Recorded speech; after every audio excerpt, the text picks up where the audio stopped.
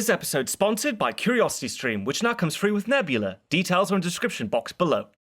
Hello and welcome history buffs, my name is Nick Hodges and here is part 2 of my Season 2 review for Narcos. Thank you all so much for your patience and I hope you enjoy.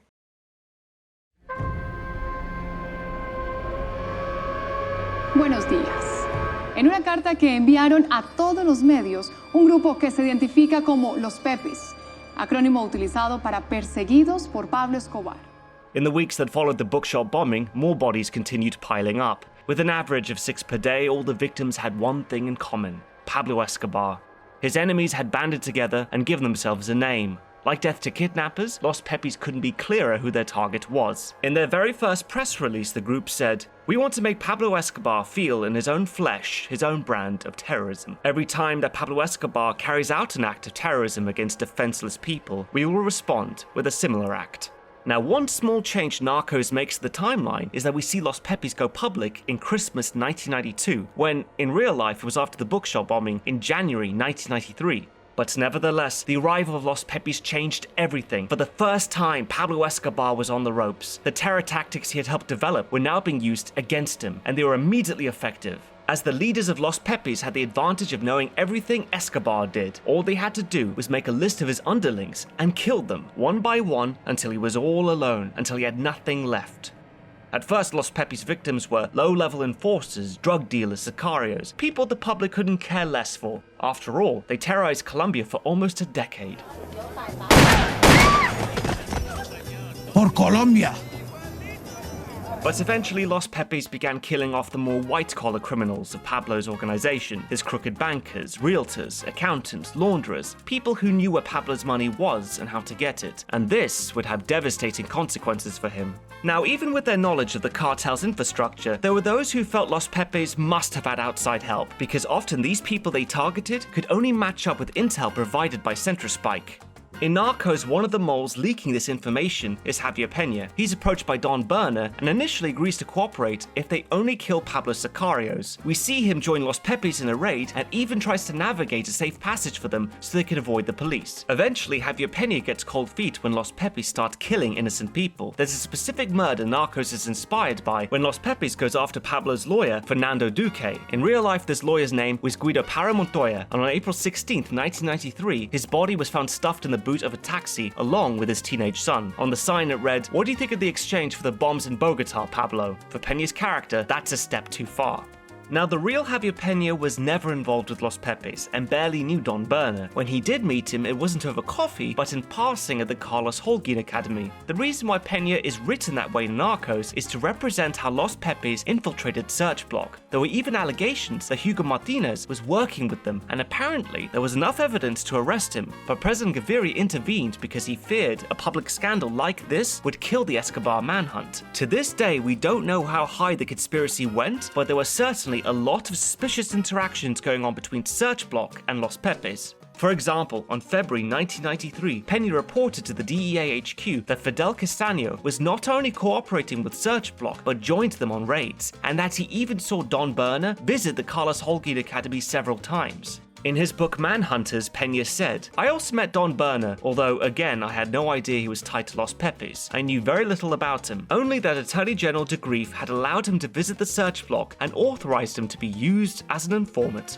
Now, why on earth would de Grief do a thing like that? Well, what we don't see in Narcos was that whilst de Grief was negotiating with Escobar to surrender, he also had an amnesty program for any criminal who assisted Searchblock, and this swelled the ranks of Los Pepis, because as long as they provided some intel to Searchblock, they'd be legally protected from any of their criminal activities. And it seems like the sharing of information went both ways. Now, de Grief's reason for doing this was to put on as much pressure on Escobar as possible. If Escobar surrendered peacefully, he'd protect him. But as long as Escobar dithered about negotiating, de Grief would legally protect his enemies. And if Escobar didn't like it, well, too bad, because no one else wanted him alive.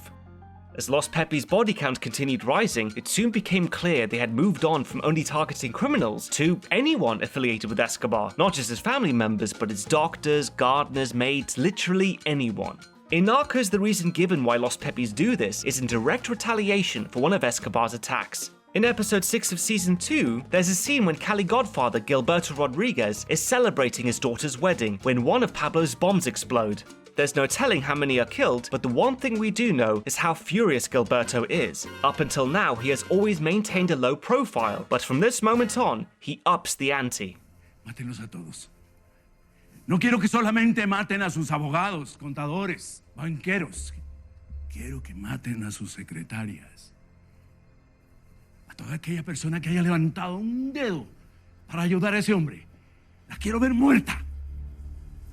A todo aquel que haya pegado una estampilla en una carta en su nombre. Lo quiero ver muerto. Now, as violent as Pablo Escobar was, in real life he never blew up a Cali wedding. Los Pepes didn't switch to killing civilians for any particular reason, things just naturally escalated that way. But I will say Escobar did threaten their families. There's one story where he mailed the Cali Godfathers their surveillance tapes. This was probably after Cali tried to blow up Escobar's family in the Monaco bombing in 1988. So you could argue that they started it first, because normally the rules are with these old school gangsters is that families are off limits. In fact, Pablo Escobar insisted to his son that despite Cali always going after his, that he respected the old agreement and didn't reciprocate. Not sure how much of that is true.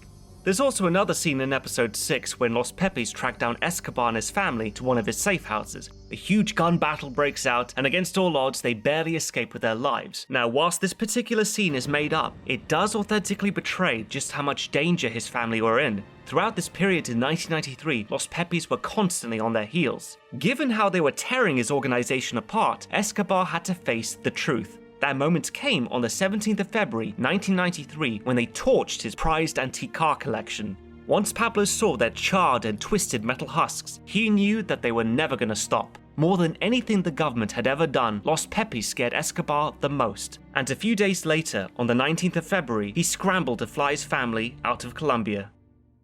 Since I have your attention, I would like to thank today's sponsor, CuriosityStream. It's a subscription streaming service that has nothing on it but documentaries, including history, and one I found particularly interesting in my research for Narcos was King of Cocoa Land, a short film about the UN's attempts to fight the drug war by peacefully convincing cocoa farmers to give up their cash crop. A challenging task to say the least, and you can watch this documentary and thousands like it for just $2.99 a month. And the best part is that fans of history buffs have been offered a special 26% discount off their annual plan. That's less than $15 for an entire year of content. And what's more is that with CuriosityStream, you'll also be getting Nebula for free. Another streaming service has content from many creators, including history buffs. It's a platform without the restrictions of advertiser-friendly policies you'd find elsewhere. So basically, any videos of mine that need to be heavily edited or go missing will have no problem being uploaded to Nebula, the way they were meant to be seen. To get started, all you have to do is go over to curiositystream.com/historybuffs.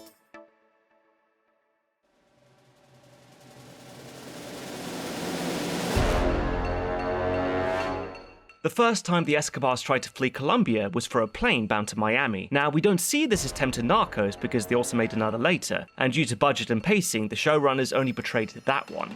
But the first time they tried, it was for America, and US Ambassador Busby used his influence to stop them. He argued that Escobar's family were his only weakness, and that if they were suddenly out of harm's way, then Escobar could be free to disappear entirely, or even wage his war no holds barred. Keeping them in Colombia was the only way to flush him out, even if that meant putting them at risk with Los Pepes.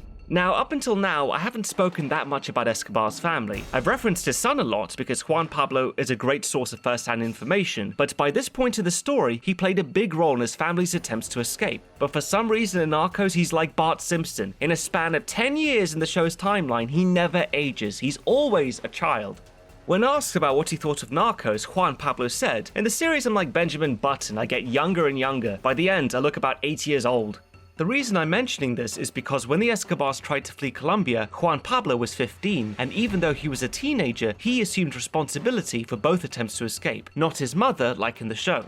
On the morning of February 19th, 1993, Juan Pablo arrived at Rio Negro Airport. When it was time to check in, he spotted 6 Los Pepes pickup trucks parked outside. With his girlfriend Andrea, his mother Victoria, and his sister Manuela in tow, they pushed and shoved their way to the passport booth. Once checked in, they saw 30 hooded and armed men enter the public hall behind them, carrying no identification and no airport security going near them.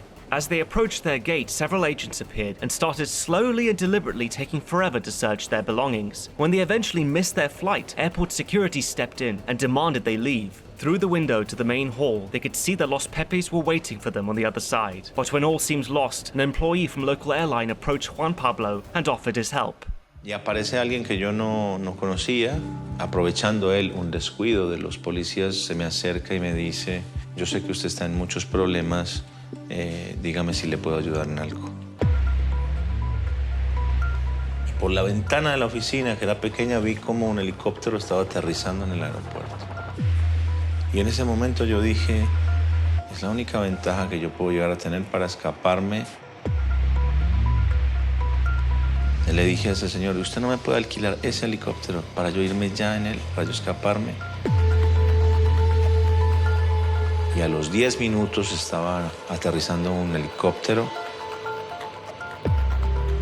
Y este tipo, yo no sé por qué me ayudó en todo, yo nunca lo había visto, y me ayudó en todo lo que yo le pedí.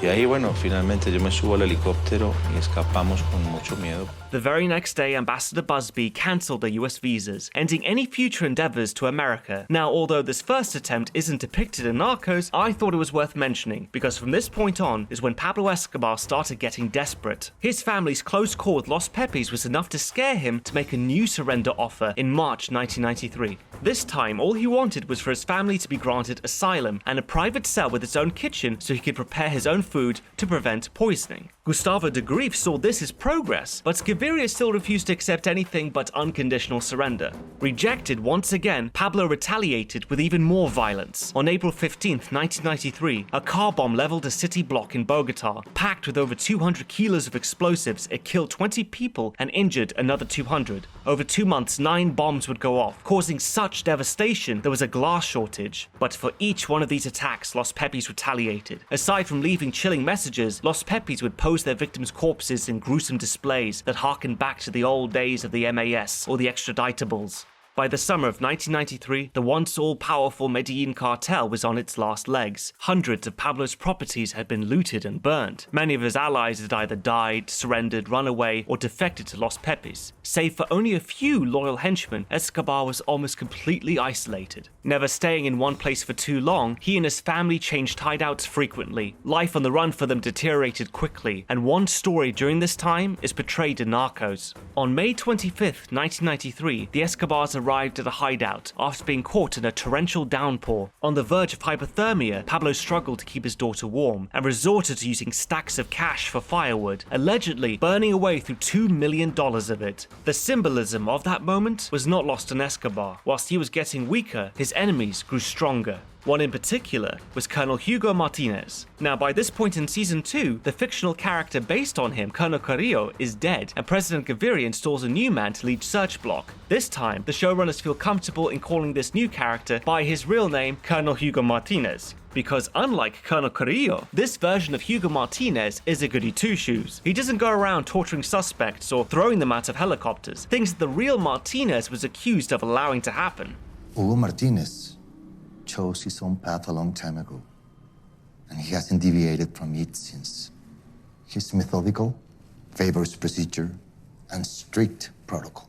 So like I said in my Season 1 review for Narcos, Colonel Carrillo and Colonel Martinez are both based on the same guy, Colonel Martinez, so hopefully that clears things up. Anyway, when Gaviria orders the new Colonel Martinez to lead Search Block, the showrunners have it written where his character only agrees to do it when he's blackmailed by Gaviria, who recruited his son into joining Search Block 2, because Gaviria knows the Colonel will only take the job to protect his son. Now, the real Hugo Martinez did have a son who was also a cop, and in typical Colombian fashion, his name was also Hugo Martinez, so to avoid confusion, I'm just gonna call his son Hugo Jr.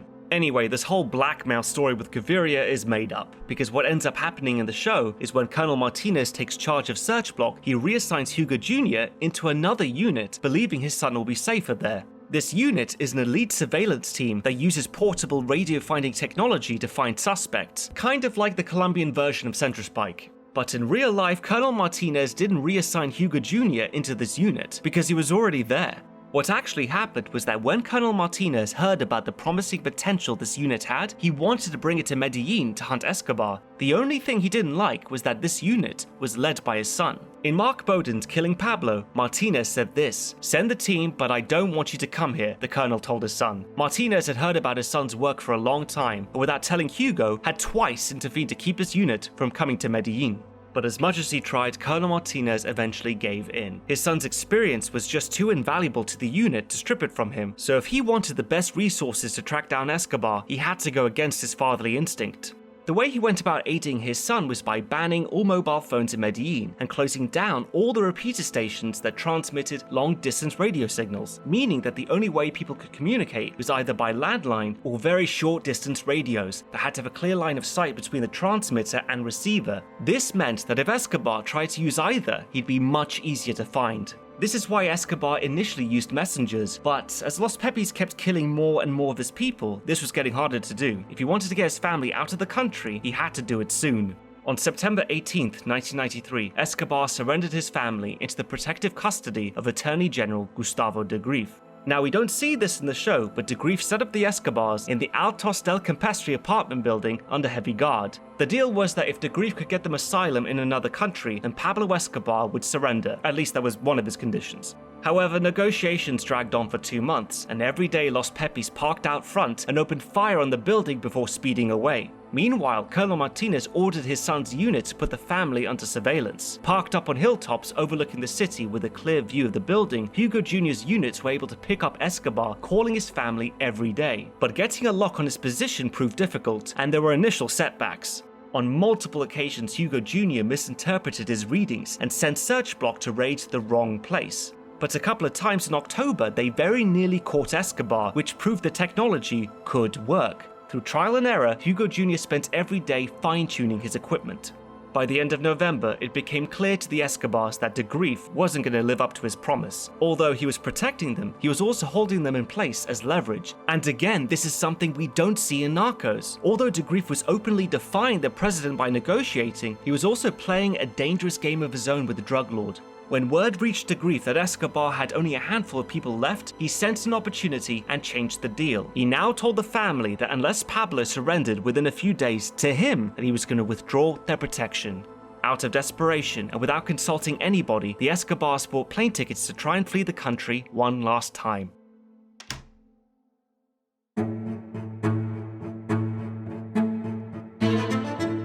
On November 27, 1993, the Escobars boarded their flight to Frankfurt, Germany. The reason why they picked Germany was because it had one of the softest asylum standards in Europe, and one of their cousins had already been accepted in the past. But already behind the scenes, US Ambassador Busby and President Gaviria were calling their German counterparts to deny them entry. Now, there's a few things slightly inaccurate about this scene. First off, while it's true that Steve Murphy was sent to the airport to check out the Escobars, he wasn't the one assigned to follow them to Germany. That was another guy called Kevin McGee, but for the sake of the plot, I get why the showrunners chose Murphy instead. Secondly, when the Escobars came to the real airport, things were not this calm. It was actually chaos. There were reporters everywhere, and the family had to cover their heads to avoid being photographed as they were rushed through the terminal by their bodyguards. Everyone's eyes were locked on this family, but in Narcos, we don't see any of that. But to be honest, these inaccuracies aren't a big deal. Anyway, when the Escobars landed in Frankfurt, they were escorted to a private room and held for hours, whilst negotiations dragged on behind the scenes. And this next bit is absolutely true. When things began to look like his family would be rejected, Escobar flew off the rails and threatened to kill every German he could. First, he called the German embassy in Bogotá. Hallo, Embajada Alemana? Primeramente, voy a matar a cada hijo de puta alemán que vive en Colombia. Después, le voy a meter bombas en Frankfurt. Then, he threatened to bomb a couple of Lufthansa planes. País les voy a meter bombazos por el culo, malparidos, hijo de putas. Nazistas, racistas, gonorreas, los voy a matar a todos. O yo, los voy a matar a todos. But as much as he tried, his threats didn't fly. His family were denied asylum and turned back to Colombia. Although, despite what we see in Narcos, when they landed in Bogotá, they weren't taken into custody by de Grief's men. He was actually ordered to drop his officer's protection of them because Gaviria had enough of his antics. Instead, it was the government who took them in and set them up at the Hotel Tequendama in Bogotá. Now, by this point, the Escobars had lost all means of private communication with Pablo, but in the show, there's a scene where Pablo's wife Victoria reaches out to his old mistress, news reporter report to Valeria Velez for help, and she smuggles in for them a radio telephone. Shortly after, Victoria hears a commotion on the street below and finds Valeria and her film crew murdered by Los Pepes and dumped outside the hotel entrance. In real life, though, this never happened. Virginia Vallejo, Pablo's real mistress, was never murdered by Los Pepes. She's still alive today and living in America. As for the radio telephone, there was none, because there was no one left to smuggle in anything for the family. Los Pepes had killed every link in the chain between them and Pablo. They were now all alone. The only way Pablo could talk to them was by calling the hotel telephone directly, which, of course, was bugged. That's how their calls were monitored. Speaking of radio telephones, there's this one stupid bit in the show where the family's bodyguard finds out about it and gives Steve Murphy Escobar's frequencies. But the way Murphy reacts to this gold mine of information makes absolutely no sense. What do you want for this? Money? Visa? ¿Qué quiere Lugo? Plata? Visa? It don't work that way, bud. What? Not a visa, not a dinero. ¿Entiendes? Then what's with the multi-million-dollar reward? Isn't that precisely what it's for? You don't think the best lead you've had in this entire case is worth money and a sodding visa. Either he's really stupid, or he's that xenophobic he'd rather have Escobar get away with it than have another immigrant in the US. Oh, he's giving us everything. We got codes, frequencies. Oh my god, he is. Es que cree que qué? Que todos nos queremos ir para Estados Unidos o qué? Maybe it's just shitty writing. Because I don't know what they were thinking of when they wrote that scene, since the real Murphy and Pena handed out visas like they were chocolates. Here's what Pena had to say about it in their book Manhunters. US visas carried a lot of weight in Colombia, and Steve and I managed to get a lot of intelligence from the lower-ranking cops and intelligence officers we befriended on the base by promising them visas. He continues, once they found out we could facilitate US visas for them under a special program at the embassy that expedited the paperwork in exchange for cooperation and intelligence on Escobar, they practically lined up to help us. I'm sorry about that little tangent, but that bit just really pissed me off. Anyway, around this time in the show, Pablo Escobar drops off the air, with Narcos explicitly saying that he disappeared for 1 month, 14 days and 7 hours. Not sure where they got that very specific number from, but he never went that long without being in contact with his family, despite the risks. But in the show, he disappears and hides out at his father's finca for what I can only describe as a period of reflection and contemplation. Now, he did hide out at a mountain finca just like this one in October 1993, but it wasn't his father's farm. And the finca he stayed at had a clear line of sight to the Altos building, so he was able to call his family on the radio phone. He nearly even got caught because of it, due to a raid on October 11th, but he managed to escape. Also around this time, we see Los Pepes' operations grind to a halt. They simply run out of targets to kill in Pablo's organization, and President Gaviria now feels comfortable enough to publicly denounce them. Shortly after, Los Pepes release a press statement saying they've disbanded and their job is done. But this press release didn't happen in November when the Escobars were at the Hotel Tequendama, but way back in April. It even shows the date of the press release in the episode. As you may recall, Pablo's organization wasn't quite in shambles then yet. The real reason why Los Pepes announced they were disbanding back in April was because the DEA uncovered circumstantial links between them and Searchblock. Then US Ambassador Busby met with President Gaviria and insisted that all police contact cease with Los Pepes. I had several meetings, and one of them I want you to say every member of the police that this is not an instruction, that this is not the policy, that we shouldn't be involved in that. Days after Gaviria's orders to the police, Los Pepes issue a press communique announcing they are officially disbanding. That was the real reason why they publicly disbanded, but as we already know, just because they say they did doesn't mean they stopped killing people. They just stopped claiming credit for them. And on the day when the Escobars returned from Germany, they issued another press communique saying they were going to resume their war against Escobar. Another thing that didn't happen regarding Los Pepes is that when they disbanded Narcos, the Castaños turned on Judy Moncada and tried to kill her in an effort to take over the power vacuum left by Pablo Escobar. Judy Moncada then tries to blackmail Javier Pena into helping her by threatening to expose his ties with Los Pepes. Instead, Pena convinces her to turn informant for the DEA and spill the beans about the Castaños and the Cali cartel. But before Pena can do that, Judy is spirited away by the CIA to America to give an interview to the Miami Herald about Pena's affiliation with Los Pepes. The reason why they do that is because they don't want public attention on the Cali cartel or the Castaños. So when the news breaks out about Pena's relationship with Los Pepes, he's ordered to fly back to America and face the music. It doesn't take a genius to figure out which long-term DEA agent was linked to the Los Pepes death squad. Well, the Board of Professional Conduct has never been accused of being geniuses, so Yeah, and who reads the Miami Herald anyway, right?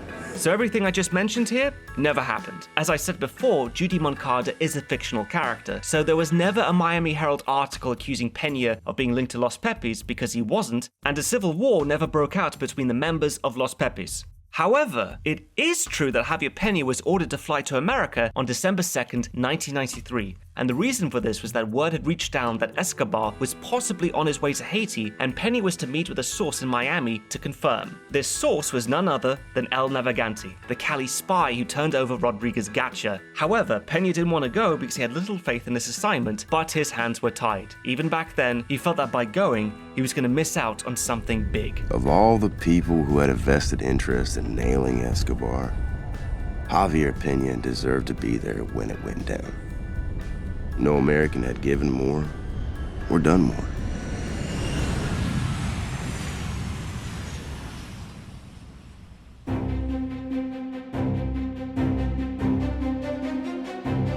On the day Pena flew to Miami, the atmosphere at the Carlos Holguin Academy was electric. Search Block now had a good idea where Escobar was hiding. For the last week, he had been calling his family with greater frequency as the loneliness was getting to him. Just the day before, he celebrated his 44th birthday and stayed on the phone much longer than he should have, listening to his family spend precious seconds singing him happy birthday. Both Centrospike and Search Block's RDF units tracked his location somewhere in a 15-block neighborhood in Medellin called Los Olivos. Bit by bit, Colonel Martinez ordered hundreds of his men to sneak in and wait for Escobar to call and reveal himself again. That chance came the next day, on December 2nd, 1993. Hungover from the night before, Pablo ate his lunch and called his family at around 1 o'clock. The only companion with him was his loyal bodyguard, Limon. As soon as Hugo Jr. confirmed Pablo's voice on the airwaves, his men drove out in pursuit as he fiddled the knobs and dials of his kit. Its readings directed him to just a few blocks away. Arriving undetected, an assault force was quickly assembled. Once the street had been cordoned off, they quickly and quietly descended upon the target building. The growing tension in the air was palpable, as years of death and destruction had been leading to this very moment, where just on the other side of that door was the monster that terrorized Colombia for so long.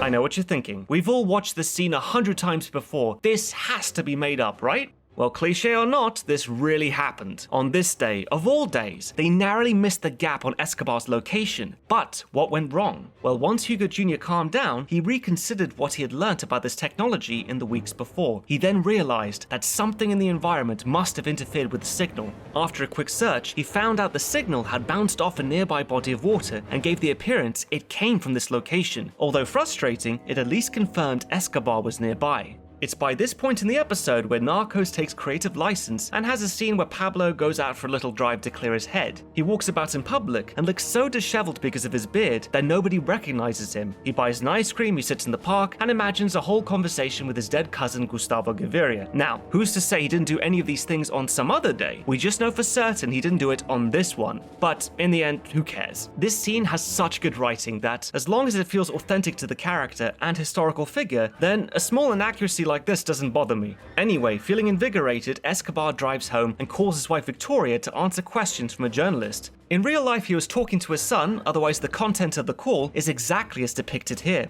Hearing Pablo's voice reappear on the air, Hugo Jr. narrowed its origin to a block of two-story houses. Driving up and down the street, he looked out the van window to see which one until finally he saw him. Looking out the window, clear as day. Hugo Jr. sounded the alarm and confirmed to his father that he just saw Pablo Escobar with his own eyes. Colonel Martinez sprang into action and ordered all units to head for the house immediately. In less than 10 minutes, an assault team arrived. Wasting no time for further backup, they lined up on either side of the door, weapons drawn, and prepared to breach. And just like we see in Narcos, Pablo was still talking on the phone when he heard a noise. ¿Qué pasa, Pablo? Aquí está pasando algo raro. Yo la llamo. Pablo. Pablo. Pablo, no me cuelgues. Pablo, ¿qué pasa? ¿Qué pasó, mamá? Reinforced by a heavy metal door, it took more than a few tries before they smashed their way in. Pablo and Limon opened fire and bolted up a flight of stairs. Exchanging bullets, the officers rushed in after them. Wielding 2 pistols, Pablo continued shooting at the police as he and Limon made their way to a back window. Just outside was the rooftop of an adjacent house that led to a back alley and freedom. Stumbling onto the terracotta tiles, Limon only ran a short distance before he was gunned down. And so far, I have to say the level of accuracy shown here is incredible. It's almost a perfect replica of the real shootout. They even shot this scene by the very rooftops it took place. Jumping down onto the roof of another house, Escobar ran alongside a brick wall that provided some cover, albeit only temporary. Just as the back street was in sight, Pablo was shot from behind and lurched forward. Another bullet struck him again and he fell, sprawled out onto the orange tiles. The third and final shot that killed him is still debated to this day. According to Juan Pablo Escobar, he believed in his father's final moments he turned the gun on himself. This was based on conversations they had where Pablo expressed his fear of being captured and tortured, something he had done to countless others. The most widely accepted version of what happened is depicted in Narcos. That mortally wounded, Pablo looked at the cops who bested him when one of them approached and shot him in the head.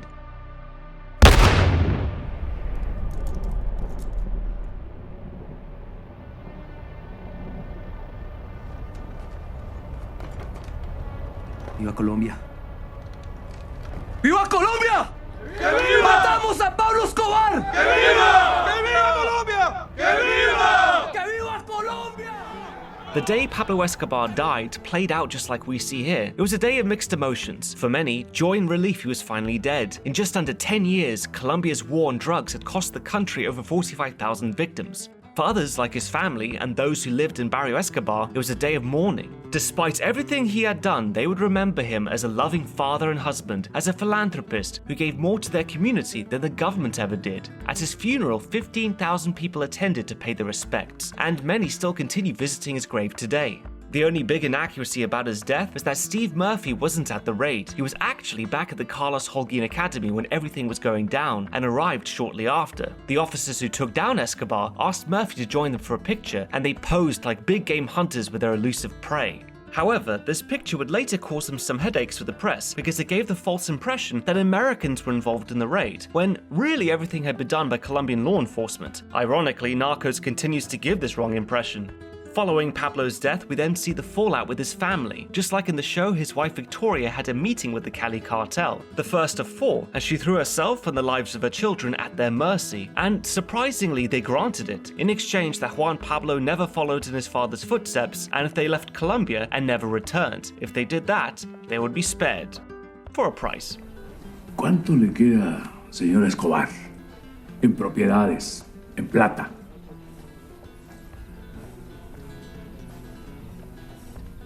Puedo averiguarle. Qué bueno, porque lo quiero todo. But one thing Narcos doesn't mention is that it wasn't just the Cali cartel who attended these meetings. At the very last one, Victoria brought her son Juan Pablo so they could negotiate for his life, and they were startled to see Pablo's side of the family seated with them, not as enemies, but as allies. There was Juan's aunt, his 2 uncles, his cousin, and his paternal grandmother, Hamilda. For those of you who haven't seen Narcos but are watching this review, Hamilda is a major character in the show, as she loyally sticks with the Escobar family through thick and thin. She goes on the run with them, she flies to Germany with them, and even stays with them at the Hotel Tequendama. Sure, she may argue with her daughter-in-law every now and again, but overall, she's a loyal member of the family. All of this is bullshit. The real Hamilda was a nasty piece of work. She actually betrayed her son Pablo and struck a deal with Los Pepes to save her own skin. And at this meeting Juan Pablo was at, she argued the Cali cartel should kill her own grandson because she wanted his money. Sin ningún problema, mi abuela Hermida le va diciendo a don Miguel que ella quiere todas mis propiedades para ella. Como que dice, don Miguel, quítele usted a él, antes de que lo mate, quítele todas las propiedades.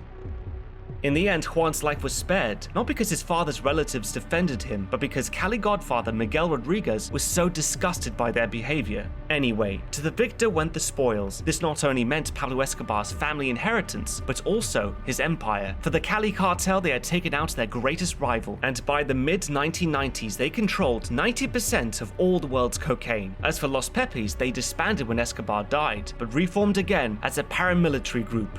Carlos Castaño founded the Auto Defenses in 1994, and in 1997 he united all of Colombia's paramilitaries under one name, the AUC, with a standing man army in the tens of thousands. Carlos Castaño placed Don Berna, the new acting boss in Medellin, as his third in command. By using his narcotic connections to fund their war, the AUC achieved more power than Pablo Escobar could ever dream of. With each new territory they seized from the FARC, the more coca fields came with it, and they used these profits to fund their cause further still. Ultimately, the AUC just became the new Medellin cartel, but on steroids. Only this time they were more organized and worked under the guise as a political paramilitary movement fighting communism. For this reason alone, the government and the army turned a blind eye to their crimes for years to come.